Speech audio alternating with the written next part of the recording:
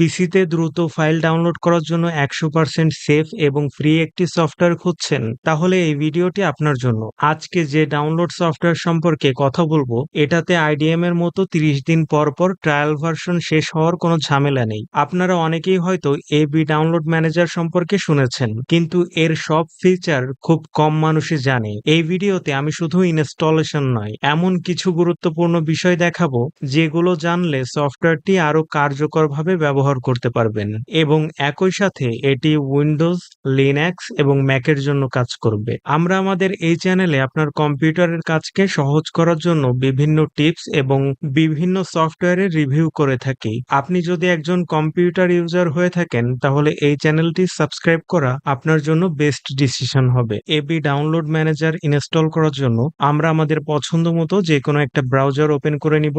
আমি এখানে Google Chrome browser ব্যবহার করছি। আমরা আমাদের সার্চ বারে টাইপ করব এবি ডাউনলোড ম্যানেজার এবং ইন্টার বাটনে প্রেস করব।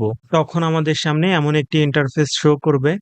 এখানে ছোট করে লেখা দেখতে পাচ্ছেন abdownloadmanager.com। এই লিঙ্কটি যদি আপনাদের ক্ষেত্রে ঠিক থাকে, তাহলে এই লিঙ্কের উপর মাউস ক্লিক করবেন। তখন আমাদের সামনে এমন একটি ইন্টারফেস শো করবে। এখান থেকে আমরা চলে আসব নিচের দিকে। এখানে দেখতে পাচ্ছেন গেট দ্য অ্যাপ, আমরা এটাতে প্রেস করব। তখন আমাদের সামনে এমন একটা ইন্টারফেস শো করবে। এখানে দেখতে পাচ্ছেন আমরা কিন্তু এই সফটওয়্যারটি অ্যান্ড্রয়েড, লিনাক্স, ম্যাক এবং উইন্ডোজে ব্যবহার করতে পারবো। আমি যেহেতু উইন্ডোজ কম্পিউটার ব্যবহার করছি, এজন্য আমরা উইন্ডোজ অপশনটিতে সিলেক্ট থাকা অবস্থায় এখান থেকে ডিরেক্ট ডাউনলোড ইএক্সি এটাতে প্রেস করব। তখন দেখতেই পাচ্ছেন আমার এখানে কিন্তু ডাউনলোড অলরেডি শুরু হয়ে গেছে। তো এটা আপনার ইন্টারনেট স্পিডের উপর ভিত্তি করে কিছুটা সময় নিবে। আপনারা দেখতেই পাচ্ছেন এখানে কিন্তু আমাদের সফটওয়্যারটি ডাউনলোড হয়ে গেছে। আপাতত আমরা এই ব্রাউজারটি মিনিমাইজ করে রাখছি, কারণ একটু পরে আমাদের এই ব্রাউজারে আবারও ফিরে আসতে হবে। আমরা চলে যাব যেখানে আমাদের সফটওয়্যারটি ডাউনলোড হয়েছে। তো আমি চলে যাচ্ছি দিস পিসিতে। এখান থেকে চলে যাব ডাউনলোড অপশনে। দেখতেই পাচ্ছেন এখানে কিন্তু আমাদের সফটওয়্যারটি ডাউনলোড হয়ে গেছে। তো আমরা এটা ইনস্টল করার জন্য এটার উপরে মাউসের ডাবল ক্লিক করব।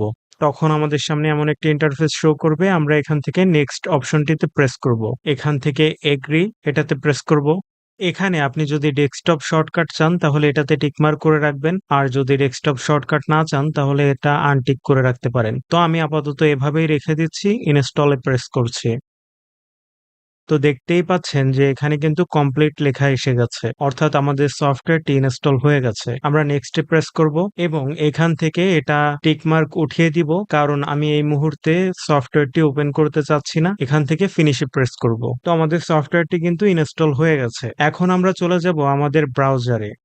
আমরা আমাদের ব্রাউজারটি ওপেন করে নিয়েছি। তো এখান থেকে আমাদের কি কাজ করতে হবে সেটা একটু বলি। আমাদের কিন্তু অলরেডি সফটওয়্যারটি ডাউনলোড হয়ে গেছে। এখন আমাদের ব্রাউজারে একটা এক্সটেনশন অ্যাড করতে হবে। এক্সটেনশনের কাজটি হলো যে আমাদের ব্রাউজারে যখন কোনো ডাউনলোডের লিংক আসবে, তখন এই এক্সটেনশনটি সফটওয়্যারকে একটা মেসেজ দিবে যে এখানে ডাউনলোডের একটা লিংক চলে এসেছে, এখান থেকে ডাউনলোড শুরু করো। তো এখানে দেখতে পাচ্ছেন আপনারা ফায়ারফক্স আছে, গুগল ক্রোম আছে, মাইক্রোসফট আছে, অপেরা আছে। তো এখান থেকে আপনি যদি ডাউনলোড ফর ফায়ারফক্স এটাতে প্রেস করেন, তার মানে যে ফায়ারফক্স ব্রাউজারটা ওপেন হবে তা না। এটাতে যদি আমরা প্রেস করি, দেখতেই পাচ্ছেন আমরা কিন্তু ক্রোম ব্রাউজারেই আছি, কিন্তু ফায়ারফক্সের জন্য নতুন একটা ট্যাব ওপেন হয়েছে। তো এখান থেকে বিষয়টি হলো আপনি যে ব্রাউজার ওপেন করে রেখেছেন, আমার যেহেতু ক্রোম ব্রাউজার ওপেন করা আছে, এজন্য আমি ক্রোম ব্রাউজারের এই অপশনটিতে প্রেস করব।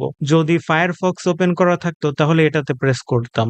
তো আমাদের যেহেতু ক্রোম ব্রাউজার ওপেন করা আছে, আমরা এটাতেই প্রেস করছি। এখানে দেখতে পাচ্ছেন আমাদের ক্রোম ওয়েব স্টোর ওপেন হয়ে গেছে। তো এখান থেকে অ্যাড টু ক্রোম এটাতে প্রেস করব। তখন আমাদের সামনে একটা পপ আপ শো করবে। এখান থেকে অ্যাড এক্সটেনশন এটাতে প্রেস করব। আমাদের এক্সটেনশনটা কিন্তু অ্যাড হয়ে গেছে। আমরা এটাকে ক্লোজ করে দিচ্ছি। একটু আগে আমার এখানে লেখা ছিল অ্যাড টু ক্রোম, এখন দেখতে পাচ্ছেন রিমুভ ফ্রম ক্রোম, অর্থাৎ এটা কিন্তু অ্যাড হয়ে গেছে। এখন এই সফটওয়্যারটিকে আমরা পিন করে নিব। তো পিন করার জন্য আমরা এই আইকনটিতে প্রেস করব। এখান থেকে যে পিন অপশনটি এটাতে প্রেস করব। তো দেখতেই পাচ্ছেন আইকনটা কিন্তু এখানে শো করছে, অর্থাৎ এটা পিন করা হয়ে গেছে। তো আমরা ব্রাউজারটা মিনিমাইজ করে নিচ্ছি, এটাকেও মিনিমাইজ করে দিচ্ছি। এখন আমরা সফটওয়্যারটি ওপেন করব।